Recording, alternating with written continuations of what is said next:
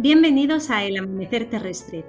En este podcast entrevistaremos a investigadores y académicos con los que intentaremos entender toda la evolución del universo y el lugar de nuestra especie en él. Todo ello desde un punto de vista interdisciplinar e unificador, el que nos ofrece la gran historia.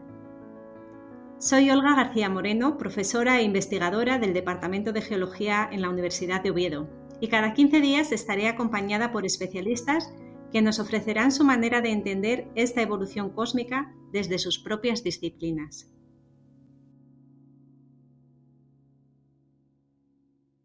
En el episodio de hoy contamos con la compañía de mi gran amigo el Dr. Fred Spear.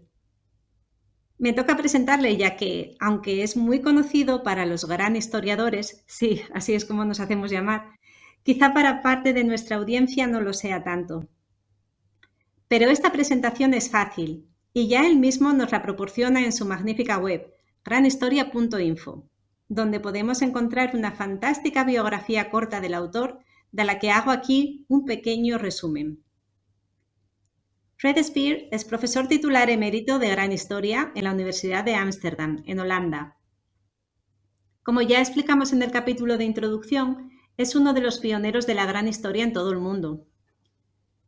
Desde el año 1994, junto a Johan Guusblom, comenzó el curso de Gran Historia en su universidad y en otras universidades de su país, Holanda.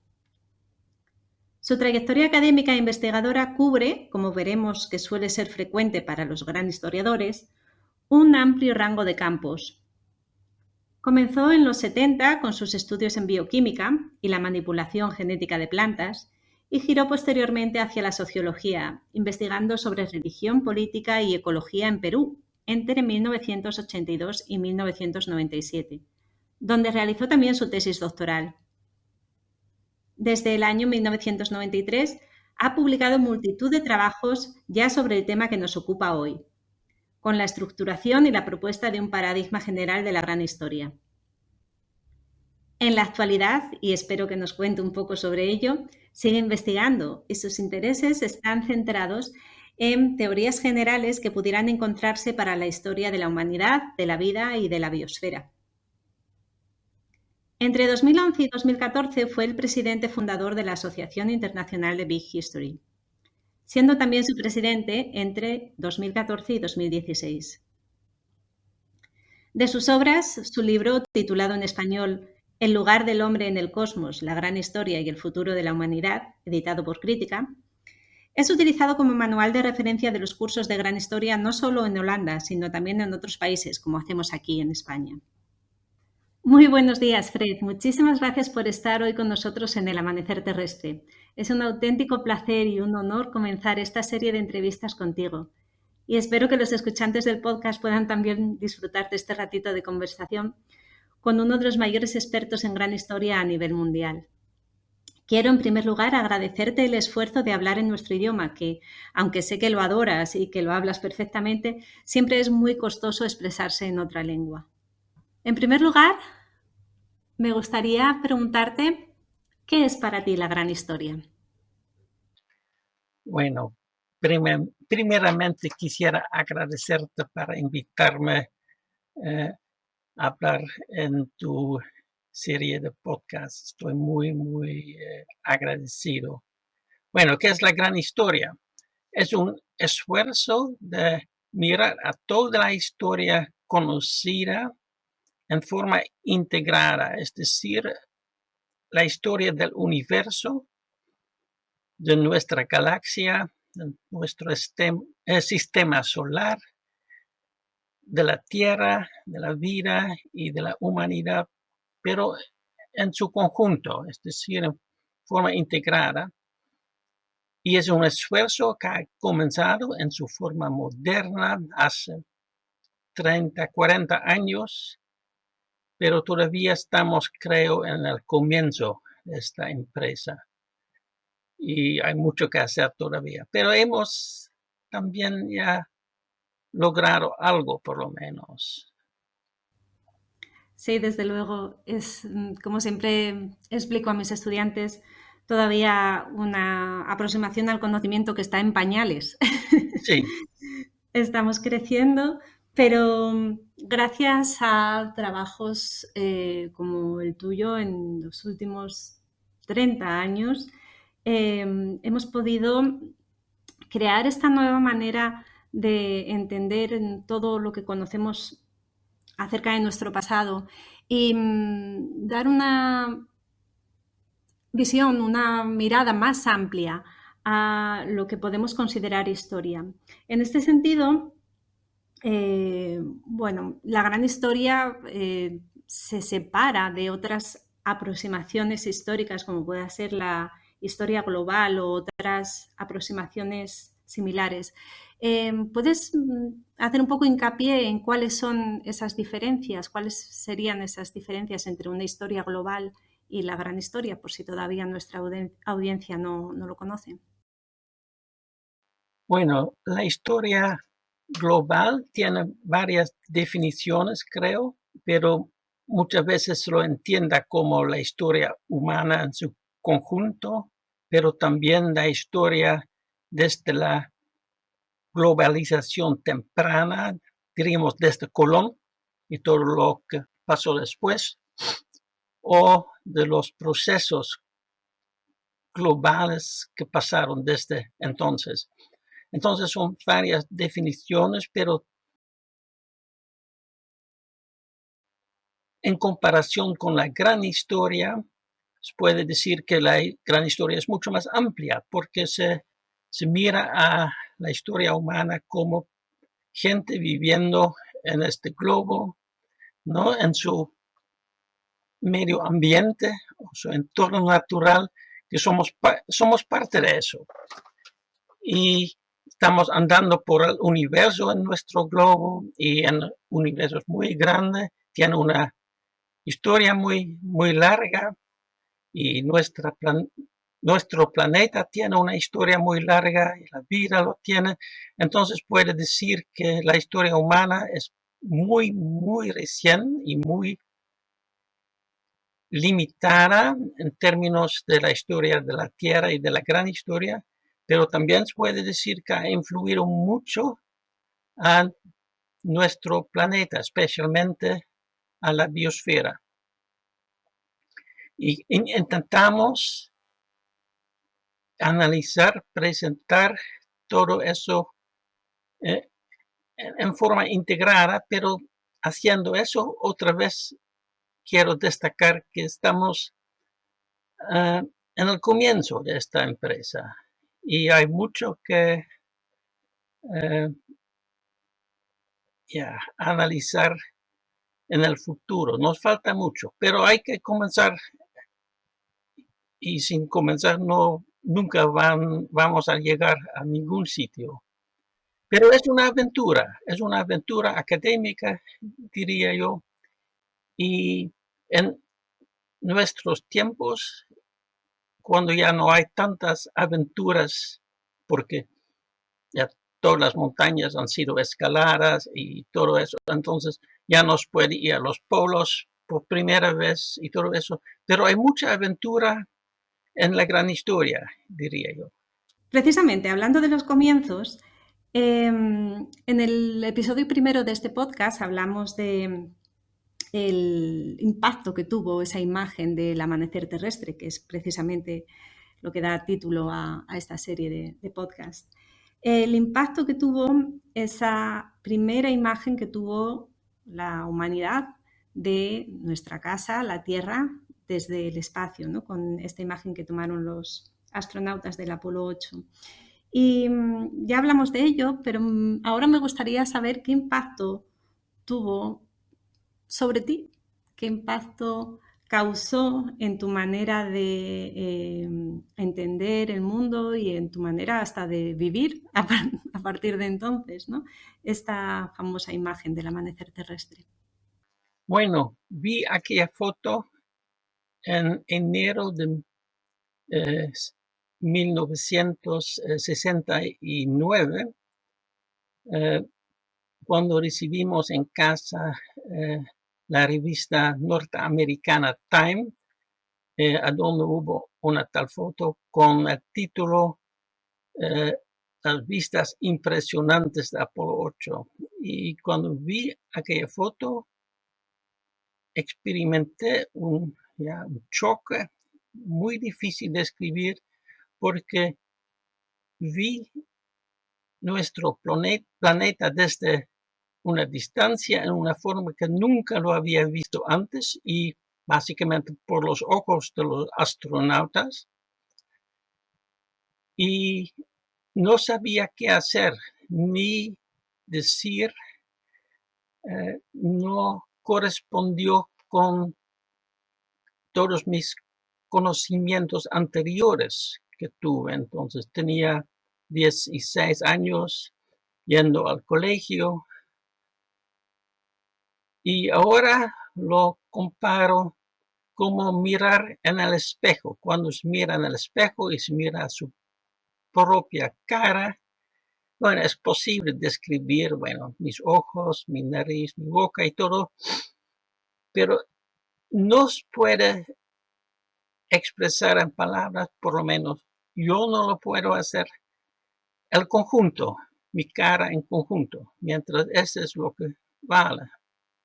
Y yo creo que mirando aquellas fotos de la Tierra en distancia es como mirar en el espejo, pero esta vez la Tierra misma. Entonces estamos mirando en el espejo en nuestra Tierra y nos falta palabras para expresar bien lo que estamos viendo. Pero has tenido una influencia realmente grande, aunque no lo sabía en aquellos momentos, pero me ha inspirado buscar información, investigar cómo habríamos llegado en la situación en la cual nos encontrábamos entonces y todavía nos encontramos.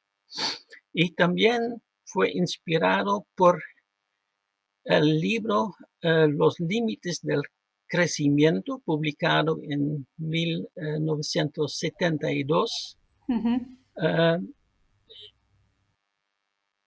Por el llamado Club de Roma, un grupo de intelectuales, gente industrial, y también estaba muy preocupada por la situación y yo creo muy inspirado también por aquella foto del amanecer terrestre, aunque no aparece en su libro. Pero este análisis por computadora, por primera vez, de una simulación del mundo y su futuro, nos dio imágenes realmente preocupantes de nuestro futuro cercano y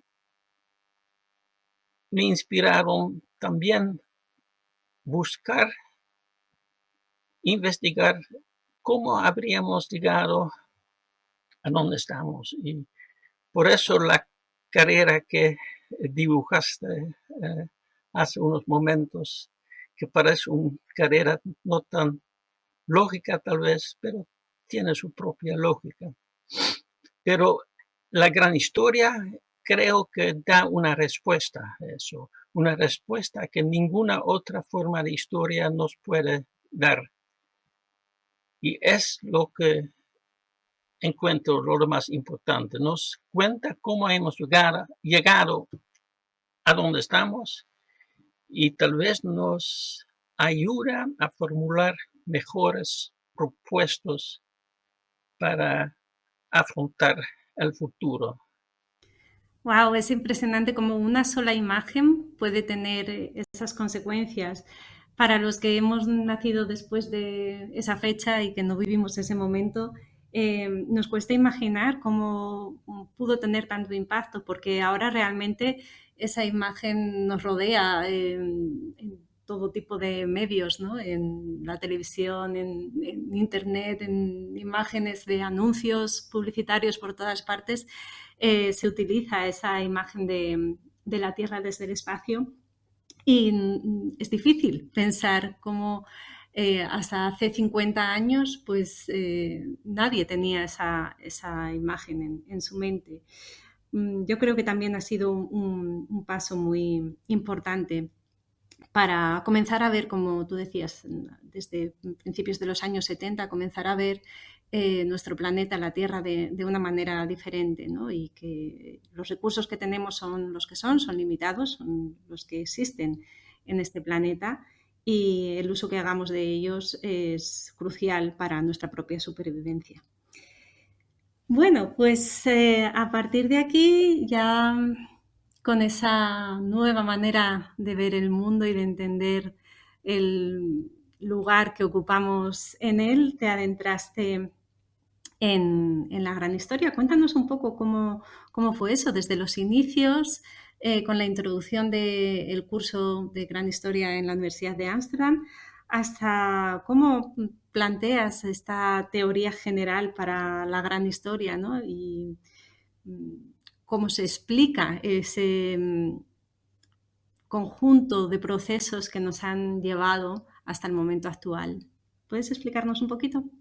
Sí, comenzamos a organizar nuestro primer curso de Gran Historia, modelándolo en el modelo que había desarrollado David Christian, un historiador en Australia, en Macquarie University, en Sydney. Y este modelo existe de charlas, una serie de charlas presentadas por expertos en los distintos campos académicos, es decir, astrónomos nos cuentan sobre la historia del universo, geólogos nos cuentan sobre la historia de la Tierra, biólogos sobre la historia de la vida, climatólogos sobre la historia del clima y paleontólogos y paleoantropólogos sobre la historia de la vida humana temprana y después vienen arqueólogos, historiadores, sociólogos. Y pues compusimos una serie de tales charlas y en el comienzo no sabíamos qué iba a pasar, no teníamos ninguna idea, porque todo era desconocido, no hubo literatura integrada tampoco, no existía, por lo menos no lo sabíamos. Hay que darse cuenta también que todo pasó antes de aparecer el Internet, ¿no? Era mucho más difícil encontrar información. Pues comenzamos pensando que si tendríamos 30 estudiantes sería muy bueno, pero teníamos 230 estudiantes muy entusiasmados y bueno, fue una aventura escuchar las charlas y después íbamos a tomar algo y discutir las charlas, preguntar muchas cosas y también buscar más información. Y los expertos muchas veces estaban muy felices de compartir su información. Entonces era un proceso de aprendizaje para no solamente los estudiantes, sino también, y antes que nada creo, para los organizadores. Y un proceso muy agradable. Y lo hemos hecho a través de por lo menos 15 años y así mejorando nuestros conocimientos, también coordinando el curso mismo. El curso todavía existe en su forma evolucionada, diríamos así. Pero estructurando tal curso, me di cuenta que estaba estructurando también la gran historia misma, que entonces era un pensamiento un poco atrevido, sino muy atrevido, pero sí lo persiguió y así escribí mi primer libro que se llamaría en castellano La estructura de la gran historia. Pues ya era un paso importante para mí y después por muchos años pensé, pero ¿cómo explicar la gran historia?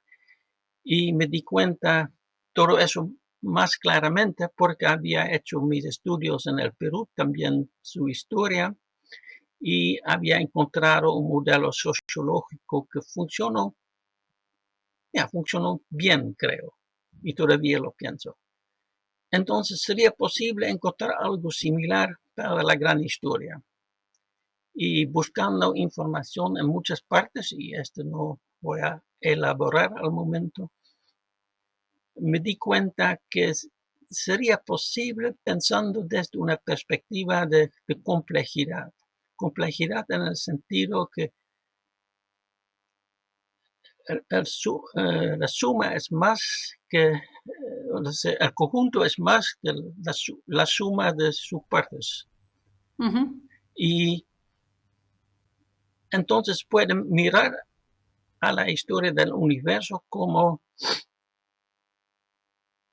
una historia de complejidad, de varios niveles que aparece por sí mismo. Y en esto fue inspirado mucho por el astrofísico norteamericano Eric Chason, que es un verdadero pionero en lo que él llama evolución cósmica. Él había comenzado su curso de evolución cósmica en Harvard University ya en 1978, creo, y ya había escrito 2 libros sobre este tema, también enfocando en el tema de complejidad y energía. Le invité a nuestro curso después de aparecer en internet, así lo encontré, y lo encontré muy inspirador su manera de pensar, pues este me ayudó a entrar en un campo hasta entonces casi desconocido de complejidad, y creo que por una gran parte de lo que escribí en mi libro de 2010 está basado en el trabajo de Eric Chason, y lo puedo explicar fácilmente en el sentido que si hay cierta complejidad, hay que preguntar por qué no deshace, por qué no se descompone, porque este debe pasar según la segunda ley de la termodinámica, que dice que todo va a volverse en caos. Pues, ¿cómo puede pasar al contrario? Y la respuesta ha sido dada ya por un científico belga de procedencia rusa, Ilya Prigogine, que desarrolló lo que llamó termodinámica afuera del equilibrio. Y lo que se necesita es un flujo de energía que atraviesa la complejidad. Y es un flujo que debe ser no demasiado grande, no demasiado pequeño, pero suficiente para sostener tal complejidad. Hay que pensar, por ejemplo, en nuestra comida que sostiene a nosotros, o el aire que necesitamos cada rato, ¿no? Si este para, desaparece nuestra complejidad. Y así es con casi todas las formas de complejidad, que necesita un flujo de energía para continuar existiendo, por lo menos complejidad de más altos niveles. Entonces, todo eso era parte del trabajo de Eric Chason, y lo que he añadido yo es una atención para las circunstancias. Y las circunstancias no son solamente la energía disponible, sino también, por ejemplo, para nosotros suficiente atmósfera, suficiente gravitación. No podemos andar en la luna tan fácilmente porque no tiene una atmósfera, y porque no tiene suficiente gravitación. Y hay muchas otras cosas más que se puede decir sobre este tema, pero esta ayuda a explicar por qué estamos viendo en una capa muy limitada sobre un globo de cierto tamaño. Entonces, se puede decir que cada forma de complejidad necesita sus propias circunstancias que, inspirado por David Christian, hemos comenzado a llamar circunstancias Goldilocks, y así añadiendo este componente a la aproximación de flujos de energía que son necesarios para mantener cierta forma de complejidad, hay de un momento a otro una teoría muy sencilla, basal, que al parecer subyace a toda la gran historia.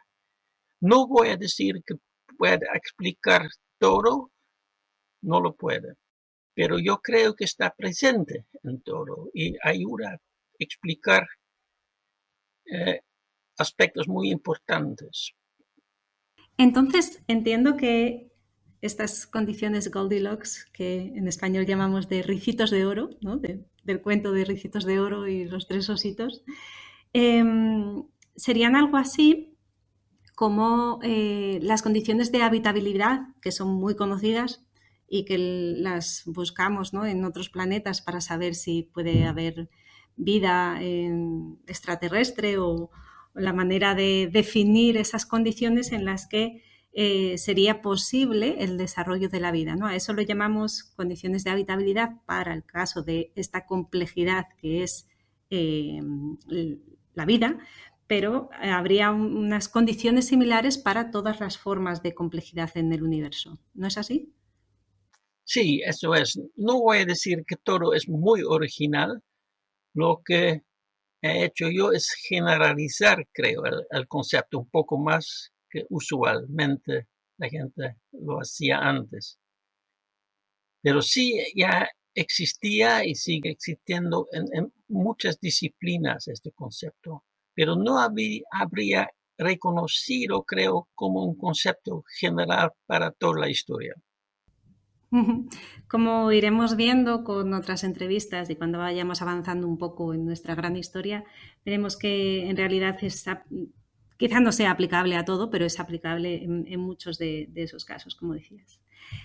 Bueno, entiendo también que has vivido una gran aventura, no solamente navegando en el conocimiento de la gran historia, sino también en los cursos en sí mismo, ¿no? Nos explicabas cómo esos primeros cursos en los que os juntabais distintos investigadores y docentes de distintos departamentos para armar toda la gran historia y que luego hasta os quedabais tomando algo después para seguir discutiendo sobre esas ideas.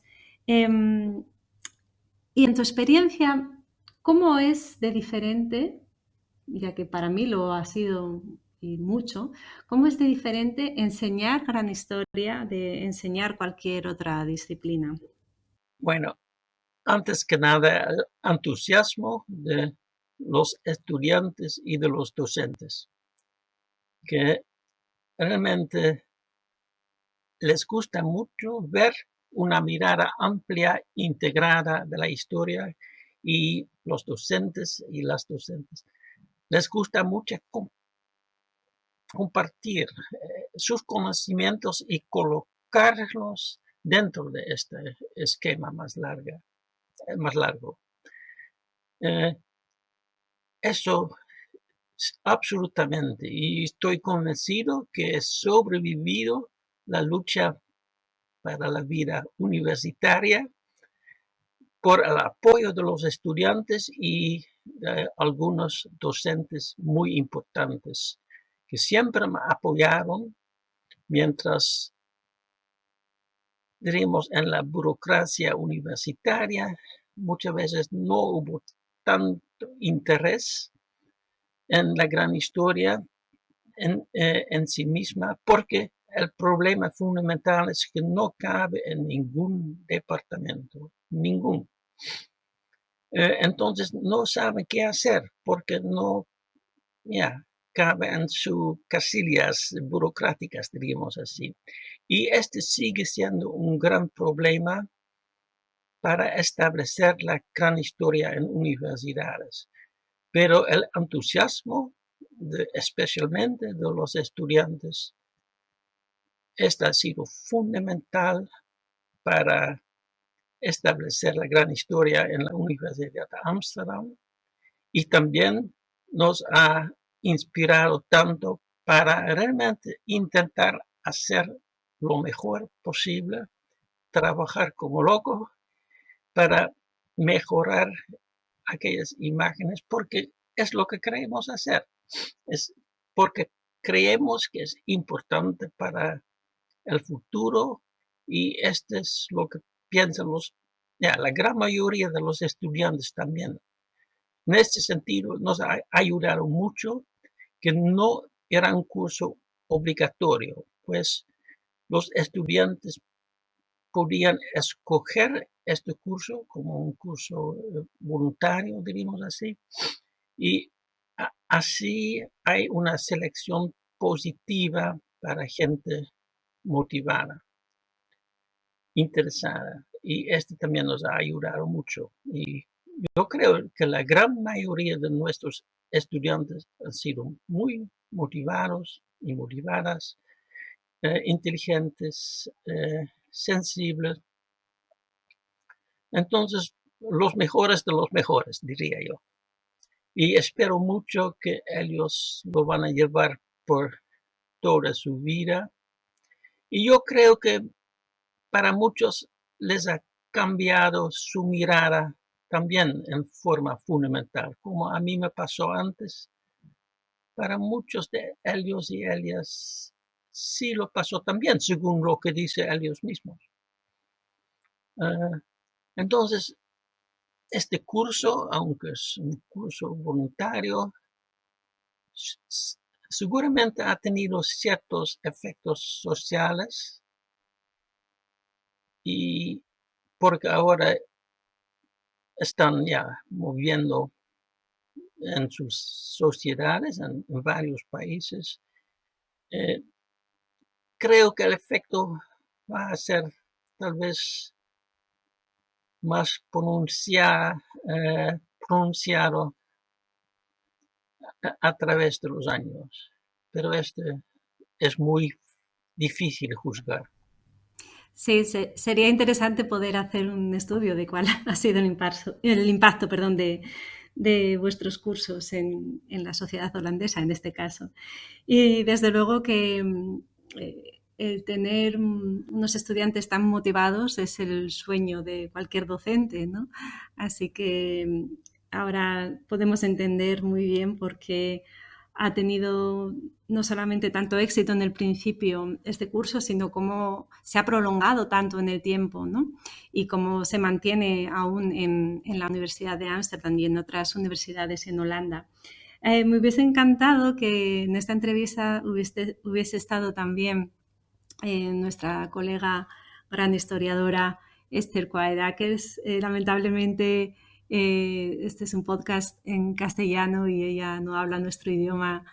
Pero me hubiese gustado mucho tenerla aquí porque es ahora la que lleva el relevo de esos cursos en la Universidad de Ámsterdam y con quien tengo el placer de trabajar. También compartimos algún curso con ella aquí en la Universidad de Oviedo. Y ya que no está ahí, bueno, a lo mejor podrías explicarnos un poquito tú este invento, ¿no?, que lleva a cabo para trabajar con los estudiantes y hacerles comenzar a trabajar en gran historia, ¿no?, que denominó las Little Big Histories, o las pequeñas grandes historias, que también utilizamos aquí en la Universidad de Oviedo para trabajar con los estudiantes. Me parece que es una idea excelente como una primera aproximación sencilla y a la vez integradora de la gran historia. ¿Quieres comentarnos un poquito sobre esta manera de trabajar? Sí, también te puedo explicar cómo comenzó. Enseñando en la Universidad Técnica de Eindhoven, ellos nos exigen que los estudiantes escriban un ensayo no solamente un examen, sino también un ensayo. Y entonces estamos pensando sobre qué podrían escribir, cuál asunto. Entonces decidimos que les pedimos colocar su propia disciplina dentro del marco de la gran historia. Entonces, por varios años, así lo hicimos allá en Eindhoven. Es la misma universidad a donde, de donde viene esta Caracas. Ahora está liderando la gran historia en Ámsterdam, porque él ya quería colaborar conmigo y así comenzábamos a colaborar. Y después de unos años, ella sugirió que tal vez podríamos comenzar una serie de ensayos, no solamente sobre la disciplina misma de los estudiantes, sino cualquier objeto, y colocarlo dentro de la gran historia. Yo tenía cierto recelo porque sería muy difícil juzgar tales ensayos en forma concreta. Y entonces, haciendo así, podríamos abrirnos a críticas duras de colegas que tal vez no serían tan muy buen dispuestos a ayudar a apoyar la gran historia. No siempre hemos corrido este riesgo, pero sí ella me convenció y bueno, comenzamos a hacerlo, creo en el año 2008, algo así, y funcionó muy bien y ha despertado mucho interés, no solamente dentro de nuestros cursos, sino en casi todo el mundo, creo, a donde se enseña la gran historia. Pues ha sido un gran éxito y estoy muy feliz que este logró convencerme, porque realmente ayuda a comprender muchos aspectos de cualquier asunto, sea su iPhone o una cuchara o cualquier objeto, o la persona misma, depende de lo que quiera. Ayuda mucho a entender mejor eh, todos los aspectos que juegan su papel en la historia de tal objeto. Y así también es un ejercicio muy bueno para aprender en la práctica la gran historia. Desde luego que sí. De nuevo jugamos con la motivación, ¿verdad? Porque son los estudiantes los que eligen ese objeto, lugar, idea, concepto, cualquier cosa que sea de su interés, eh, es precisamente el objeto de la investigación. Entonces, partimos de algo que les motiva y van a encontrar las relaciones que puedan encontrar sobre ese objeto y cualquiera de los procesos que explicamos en el curso de Gran Historia, pues desde el Big Bang hasta el momento actual, para poder explicar cómo ha llegado ese objeto a ser como es o a tener el papel que tiene en el campo que sea. Entonces, partiendo de esa motivación del estudiante, esa investigación para ellos resulta mucho más sencilla y los resultados pues suelen ser magníficos. Así que yo también comparto contigo que fue una buena cosa que Esther pudiera convencerte para que empezarais a trabajar con ello. Bueno, llegando al momento presente, me gustaría preguntarte tu opinión. Bueno, ya nos has comentado un poco al principio que consideras que estamos en el comienzo aún de la gran historia, pero me gustaría que analizaras un poco eso. ¿Cómo ves la gran historia en el momento actual y cuáles son las perspectivas para el futuro en cuanto a cuáles son los retos a los que nos enfrentamos? También has mencionado algo sobre la burocracia y el que no encaja en ninguna parte. Yo destacaría eso como un gran reto, pero también tenemos muchas ventajas trabajando en este campo. ¿Qué es lo que tú opinas? Bueno, yo creo que la idea de la gran historia está mucho más difundida ya y sigue ya andando por el mundo, mientras la enseñanza universitaria sigue siendo un problema por las razones que mencionaste, pero espero mucho que vaya a mejorar en el futuro y también hay la enseñanza en los colegios por el proyecto, el Big History Project que mencionaste en el primer episodio, que también ayuda mucho. Pues es la enseñanza, pero yo creo que antes que nada también tenemos que mejorar nuestra forma de analizar la gran historia. Como dije, estamos en el comienzo y hay muchas discusiones sobre ya, a dónde poner énfasis, por ejemplo. Los geólogos seguramente quieren poner más énfasis en la Tierra y los astrónomos en el universo y historiadores más en la historia humana y todo está bien en mi opinión. Pero también hay que buscar formas más integradas y analíticamente un poco más sofisticadas. Y en este respecto, creo que todavía podemos ya aprender mucho de los conocimientos que ya están disponibles en las varias disciplinas y también tenemos que desarrollar nuevos conocimientos que nos ayudan a generalizar mejor nuestros conocimientos. Esos son los desafíos académicos, pero no es tan académico en el sentido que es aburrido o no tan importante.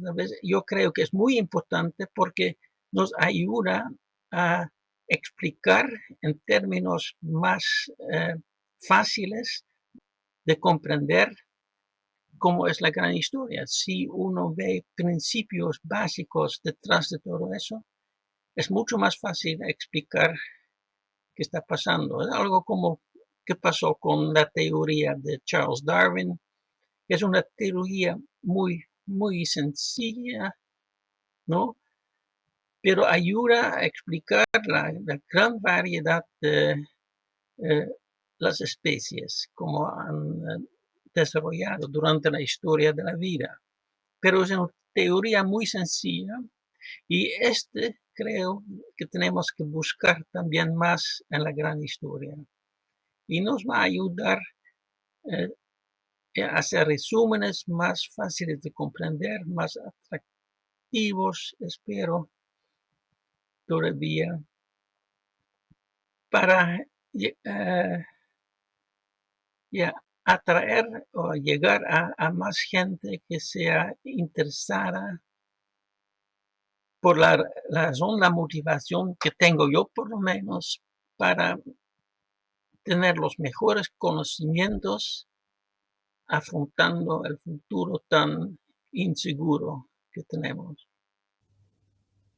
Precisamente hablando del futuro y de lo incierto que es ese futuro, también tenemos que darnos cuenta de lo inseguro que es el momento actual, ¿no? Y el momento de pandemia mundial que estamos viviendo.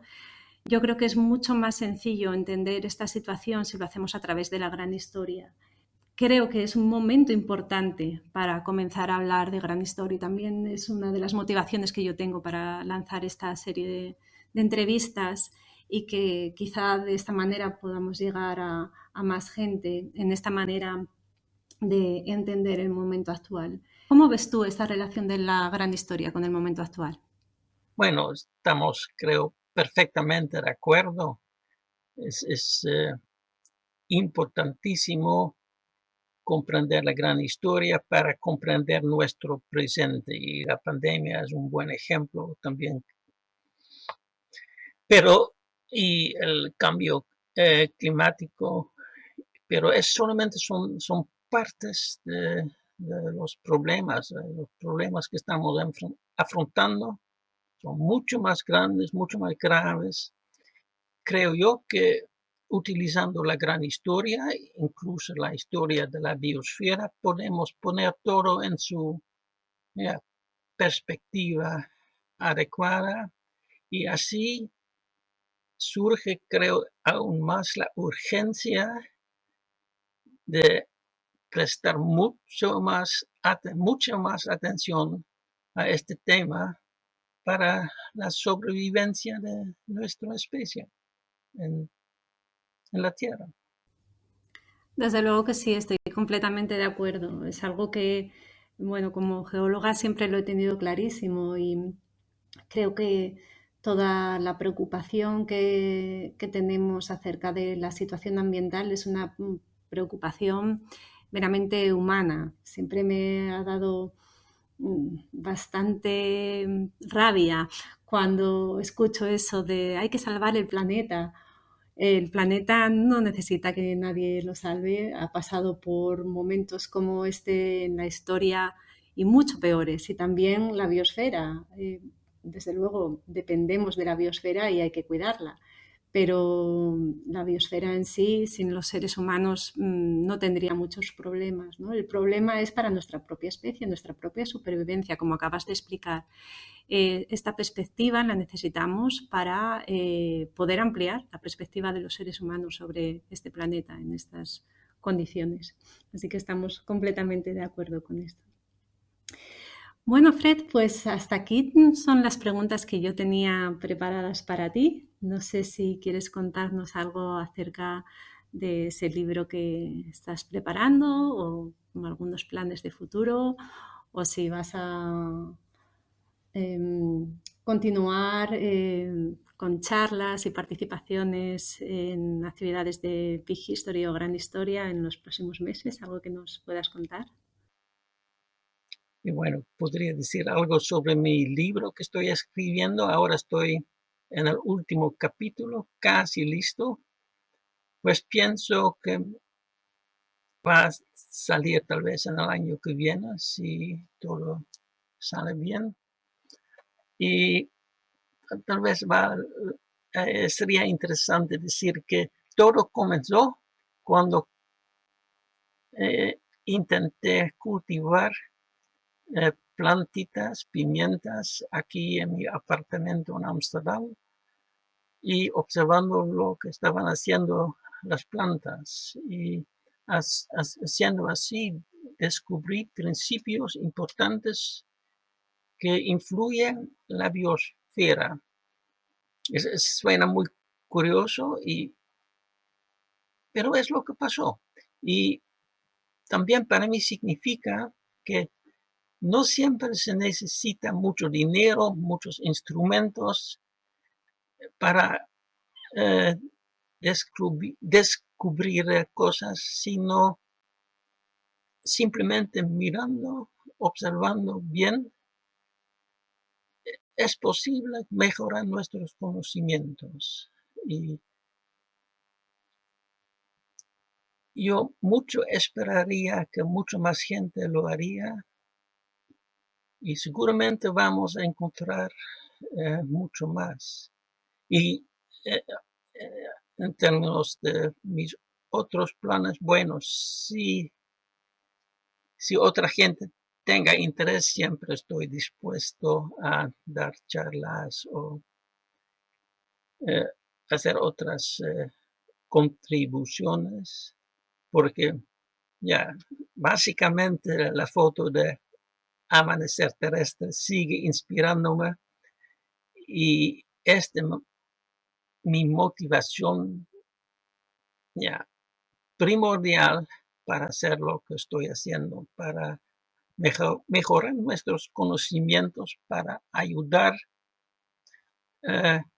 que sobreviven no solamente yo y tú, sino nuestros hijos, sus hijos y todas las generaciones que vienen en las mejores maneras posibles en esta tierra frágil, con recursos limitados y con mucha gente.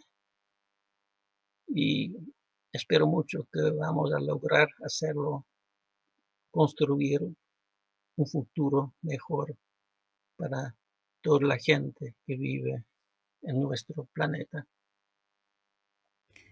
Pues muchísimas gracias. Desde luego es un gran propósito y estamos encantados de que aún 50 años después esa foto del amanecer terrestre siga teniendo este impacto en ti y te mantenga activo. Quiero darte las gracias y desde luego que volverás a estar invitado a este podcast cuando tu libro salga publicado, tu nuevo libro salga publicado.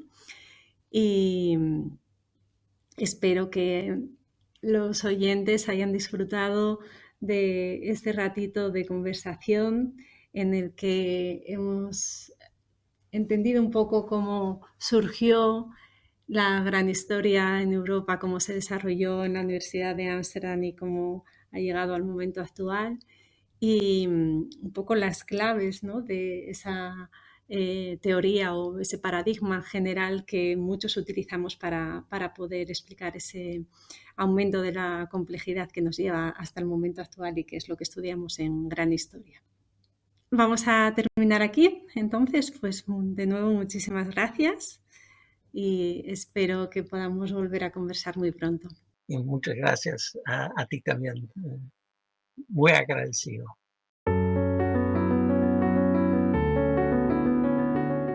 Hasta aquí la entrevista con Fred Spear. Espero que la hayas disfrutado. La de dentro de 15 días pues será con una invitada para seguir construyendo esta gran historia. Recuerda, si te ha gustado el podcast, pues ahora comparte, comenta, los likes, los corazoncitos, todo para que podamos seguir con este proyecto. De nuevo nos vemos en el siguiente episodio y ya sabes, ahora que has visto el amanecer terrestre, por favor, no te vuelvas a dormir.